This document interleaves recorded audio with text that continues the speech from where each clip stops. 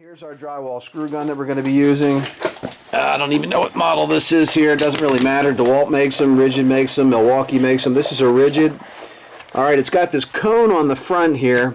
You can actually spin this cone clockwise and counterclockwise, and that'll bring your tip out and in. Alright, you can adjust your tip to, and we're going to show you, so that when you put your screws in, you're going to want the head of the screw countersunk into the board ever so slightly into the paper so that you cannot feel the screw heads. So when you finish, your screw head is embedded in the board ever so slightly. So in order for the gun to do that on autopilot, it's got this adjustable cone on the end that will make it so that when you press the screw in with the gun, and these screws will be pressed in with the gun, when it gets to the proper depth, the screw head will be inside the paper of the board a little bit, and the tip will stop contact with the screw head. All right, it's all done automatically. That's why you want to use a real, honest to God, screw gun instead of a cordless drill or a regular drill. This does so much for hanging drywall. You absolutely have to have a drywall screw gun. We're actually going to start on this section of the ceiling and go this way. We got a 10-foot sheet. We measured over to see how much we can get out of a 10-foot sheet. So the first measurement I'm going to be cutting off is 110. Puts me in the center of a stud. Okay. I'm coming this direction, so I want to be in the center of a stud. I want my factory edge to be at this direction, so I'm going to actually measure from my factory backwards. Okay. I'll be cutting that end of the corner off. So you want to put your cut edge in the corner. Yep, and as often as possible, we're going to leave factory to factory. So I measured 110. I got a 110 mark there. Kyle will show you how to use a T-square quick. Now you cut that off at 110 because the full sheet ended up in space up there. It wasn't hitting on a floor joist, correct? Correct. Okay, we didn't see you do that, so we were lost already from the very beginning. Well, I explained to him, but basically I just I hooked onto my lid right there. I hooked onto there, and I went across to see where my last 10 foot comes right to here. My sheet fell here. I came back to my last joist, which was that one right there. All right, so if you would have went the full 120, you were hanging out in the middle of nothing.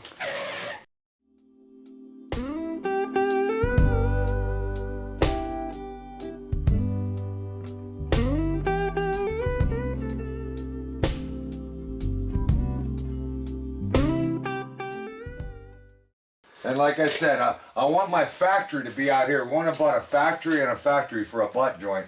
Did you square that, Kyle? T-square, you get a mark at 110, step it on there. When you're cutting drywall, all you're doing is scoring paper.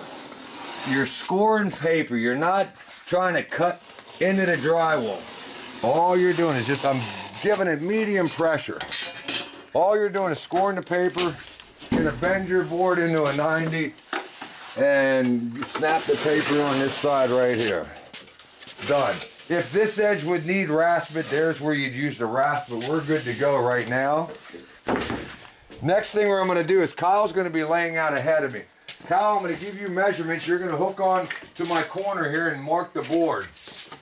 I'm giving Kyle a 14-inch measurement. That's the center of my stud. Okay. From that 14-inch measurement, we know they're every 16 inches. So he's going to go down and mark every 16 inches. These are where our ceiling joists are. Okay. And then that should put my factory halfway on a stud. What we want to do is, these are guidelines. These are actually where we're going to be screwing our drywall to the joist. All right. Okay. All right, sorry about that. I had to take a phone call there. All right, so we got our board all laid out here. Yep, and then we got two lights. We have two obstacles in our way. We got one, when this two board cans. is actually okay. going up, we're actually going to be taking this board and lifting it up over our head this way and pushing. So this edge here is actually going to be hitting this corner here. This factory edge is going to be going out into the room. So the bottom of your board is the corner of the wall there, okay? So what we did is we measured out for our can right here. Our first can came to this measurement right here. And we know that our can is 3 foot out from here to the center. Okay. Which is 3 foot up this way. Here's where the T-square works both directions. This measures my sheet 3 foot up. And then we know this is the center of my can this way. So I know I got a light going there. We also measured over to the center of this can right here. Off that wall over Off here? that wall, off our edge there. Okay. So we marked the center of our can, and we know it's 3 foot up, which this T-square shows you a 3 foot mark. Okay, so you made a crosshair there. Yeah, made a crosshair there. That's Got a where I know I'm crosshair gonna be there, and you got a rotor zipping crosshair my there. cans out. Okay, there are your 2 cans. Yep. Last thing I'm going to do is I want to go back and just figure out how far out I'm going to glue. I know we got our sheets going to 110 inches right to here. Okay. You don't have to glue your end one. So we're going to glue from here on back, and we're Okay. ready to hang this sheet. All right. When you're installing glue on drywall, you basically want your glue, you're going to be nailing your drywall at the edge, and then on ceilings, I like to go 1, 2, 3 in the center. Okay. That's where you want to put your glue, is in the center of your joist. And you want to put a nice bead there. Here we go.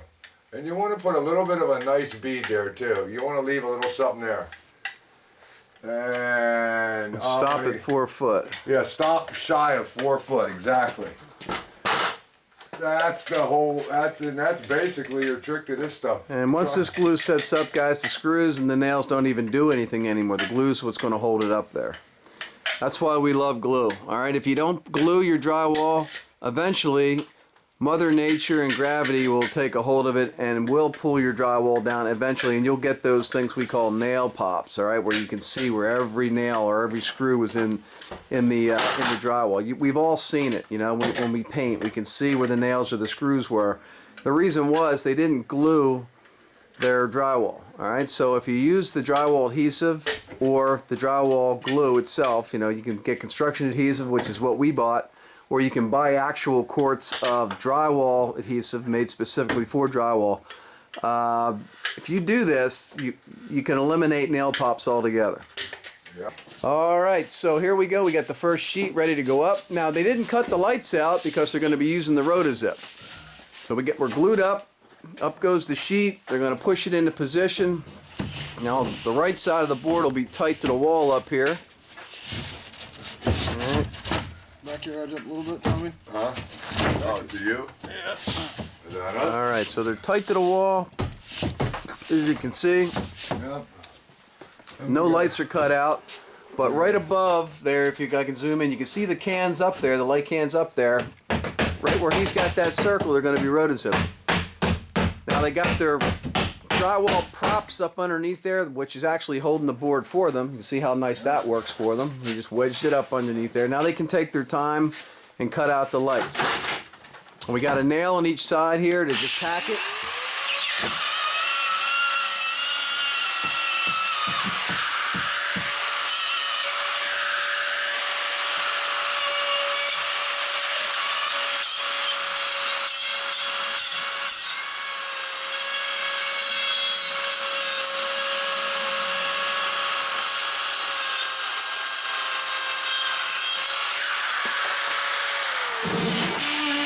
You can see how that rotozip made it a perfect circle. That tip rode right around the outside of the metal can and cut the light out for Tom. Now in the meantime, Kyle's screwing up the board with the screw gun. I'll put a couple. That's some hard wood. I can nail some of these edges for him while he's screwing.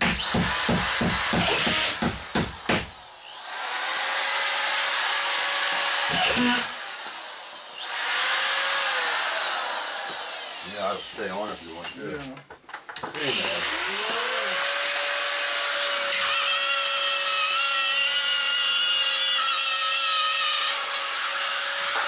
There's our light bulb again.